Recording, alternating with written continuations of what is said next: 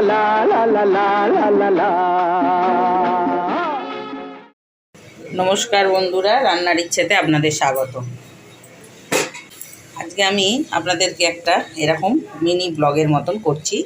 দেখুন, আমি একটা বাঁধাকপি রান্না করছি।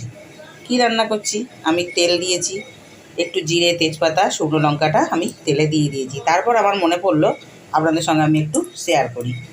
এবার দেখুন, আমি এখানে আলু কেটে নিয়েছি যথারীতি। আমি এবার আলুগুলোকে এর মধ্যে দিয়ে দিলাম। আলুগুলোকে একটু ভাজা ভাজা করে নিই, তারপর আমি আবার দেখাচ্ছি আপনাদেরকে। এবার আমি এখানে বেশ কিছুটা, দেখুন আলুটা দিয়ে ভাজা হয়েছে, আমি এখানে বেশ কিছুটা চিংড়ি মাছ দিয়ে দিয়েছি। চিংড়ি মাছটা দেওয়ার সাথে সাথেই আমি এখানে একটু পেঁয়াজও দিয়ে দিচ্ছি।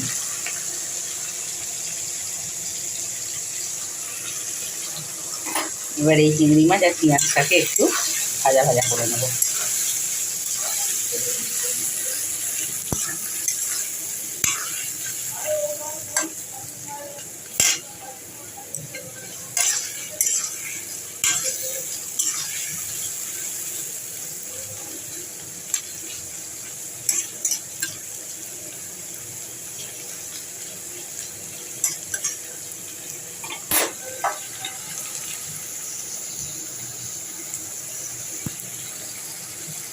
এবার পেঁয়াজ আর চিংড়ি মাছটা ভাজা ভাজা হওয়ার সাথে সাথে আমি এখানে কড়াইশুঁটি, কাঁচা লঙ্কা, আদা বাটা, হলুদ আর জিরে গুঁড়ো আমি সব একসঙ্গে দিয়ে দিলাম। তার সঙ্গে আমি একটু কেটে রাখা টমেটো দিয়ে দিচ্ছি। এবার এগুলোকে একটু একসঙ্গে সমস্ত মশলা একটু ভাজা ভাজা করে নেব।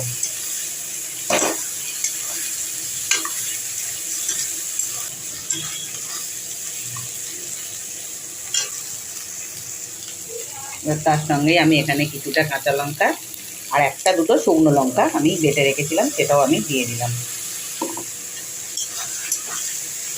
আমি কিন্তু গোটা কাঁচা লঙ্কাগুলো কিন্তু গোটাই দিয়েছি, আমি কিন্তু ওগুলো চিড়ে দিইনি, যাতে ঝাল বেশি হয়ে গেলে বাচ্চারাও তো খাবে, তারাও যেন খেতে পারে, সেই জন্য।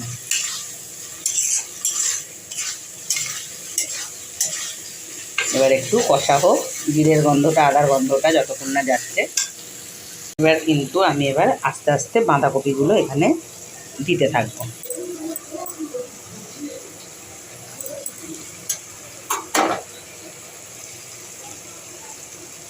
আমি একটা বড় সাইজের, বেশ বড় সাইজের বাঁধাকপি, শীতের বাঁধাকপি একটু খেতে বেশি ভালোই লাগে, তাই একটু বেশি বেশি যদি লোকে চায়, সেই জন্য, মানে সবাই ফ্যামিলিতে যদি সবাই চায় খেতে বসে, সেই জন্য আমি একটু বড় নিয়েছি। এবার এই আস্তে আস্তে বাঁধাকপিগুলো দিচ্ছি।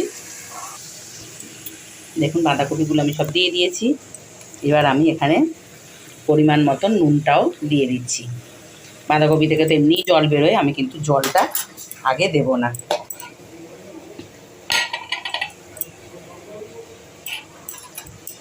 নুনও দিয়েছি আমি এখানে, আমার এই বড় চামচের 1 চামচ আমি মিষ্টিও এখানে একেবারে দিয়ে দিলাম।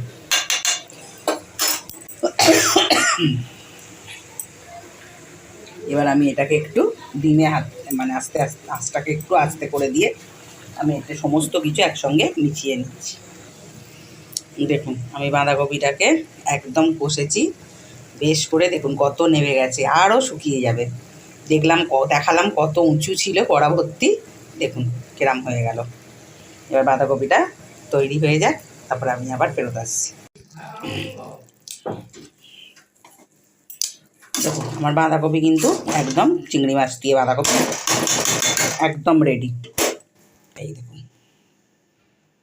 দেখুন এখনো ধোঁয়া উঠছে।